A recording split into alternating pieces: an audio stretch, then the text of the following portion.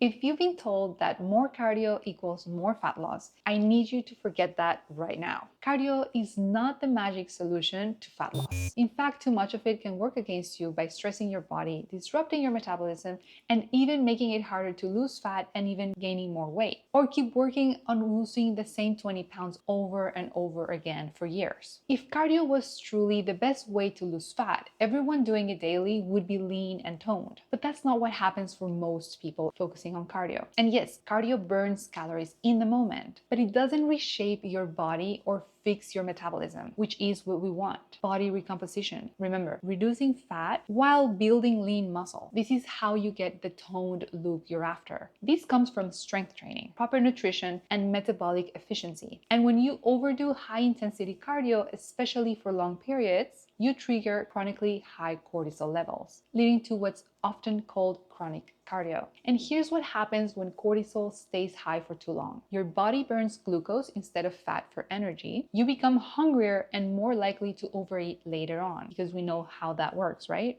Your body starts breaking down muscle for fuel instead of preserving it. Your insulin levels get thrown off, leading to more fat storage and not fat loss. So this is why excessive cardio without a strategy can work against your body's health and your goals. It's not just about burning calories or calories in versus calories out. It's about hormone balance, metabolism, and muscle preservation. If cardio alone was the answer, people who do it religiously wouldn't struggle with weight loss, but most do. And here's why. You can lose both fat and muscle, which lowers your metabolism over time, making you bigger and fatter or skinny fat, which means you have more fat than muscle. Yes, you may be skinny, but you're flabby and your metabolism is wrecked. Second, your body adapts, meaning you have to do more and more cardio just to maintain the weight. Third, you burn through glycogen quickly, which is glucose stored in your muscles, leading to sugar cravings and overeating, contraproducing what you want. And so what is the usual result from all this? You feel like you're working hard but getting nowhere, constantly trying to lose the same 10 to 20 pounds over and over and over and over again. So the goal isn't to just burn calories for the sake of burning them. It's to train your body to burn fat efficiently while maintaining muscle for a powerful metabolism that works for you. And this is once again where metabolic flexibility comes in, training your body to switch between burning glucose and fat efficiently. And cardio can and needs to support that, not sabotage it. And so the best way to use cardio for fat loss, muscle preservation, and heart health is zone 2 cardio. So what is zone 2 cardio? It's a pace where you can hold a conversation while moving, like brisk walking, cycling, rowing, or hiking. Experts like Dr. Peter Attia and Huberman often emphasize its metabolic benefits. And here's why it works. It keeps cortisol balanced, avoids the stress response that leads to muscle breakdown and fat storage. It works in the aerobic zone, which is when your body uses oxygen efficiently to burn fat as its primary fuel source. So you're able to tap into your stored fat for fuel instead of relying on quick burning glucose.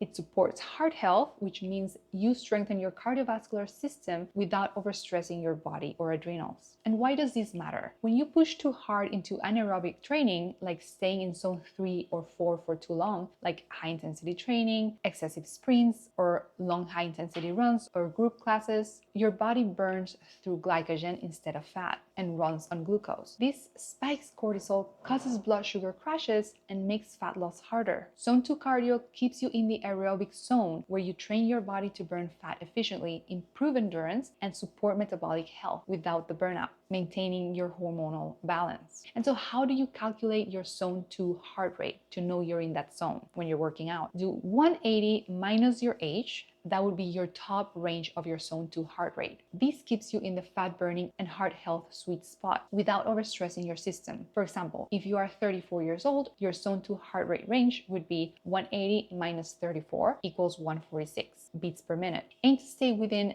5 to 10 beats of this number, around 136 to 156 beats per minute, adjusting to your fitness level and endurance. If you're used to cardio, maybe you're a little bit higher. During a zone 2 workout, like a brisk walk, light jog, or cycling, you should be able to hold a conversation comfortably while staying in this heart rate range. If you're grasping for breath, you're likely pushing too hard into higher zones and burning glucose instead of fat. and you'll get a ton of cravings. Staying in this zone 2 keeps your body efficient at burning fat for fuel while strengthening your cardiovascular system without overloading cortisol. And so how often should you do zone 2 during a week? 2 to 3 times is ideal, 30 to 45 minutes per session. Think of it as a long-term health investment, not just a fat-burning workout. And the key is to find ways to enjoy this type of workouts since it does take a little bit of time per week. Here's what you ideally should be focusing on if your goal is to lose fat, build muscle, feel strong, and boost your metabolism. Strength training 3 to 4 times per week. It builds lean muscle, boosts your metabolism, and of course, we'll talk about that for a full day. Zone 2 cardio 2 to 3 times per week, 30 to 45 minutes per session, because it supports fat loss, like we've mentioned, and heart health. And always your daily movement, walking, stretching, staying active throughout the day, general movement. And so what about HIIT and sprints? High intensity training and sprinting can have a place in your routine, but they should not be the main cardio method.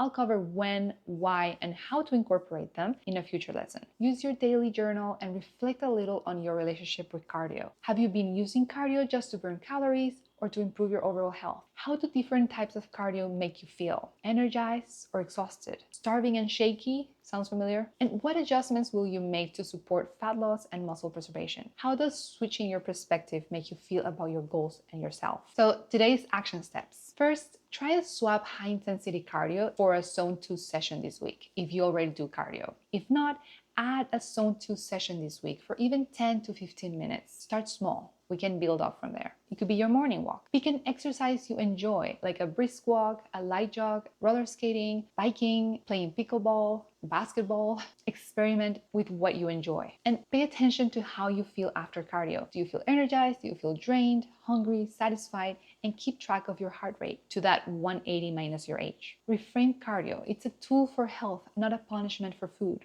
Keep working with your primal essential movements and staying consistent with the basics. Prioritize protein in every meal, avoid eating 3 hours before bedtime, and increase your daily movement. And let's make cardio work for you and for your goals, not against you. You're doing amazing. Be proud of yourself and where you're at. I'll see you in the next video.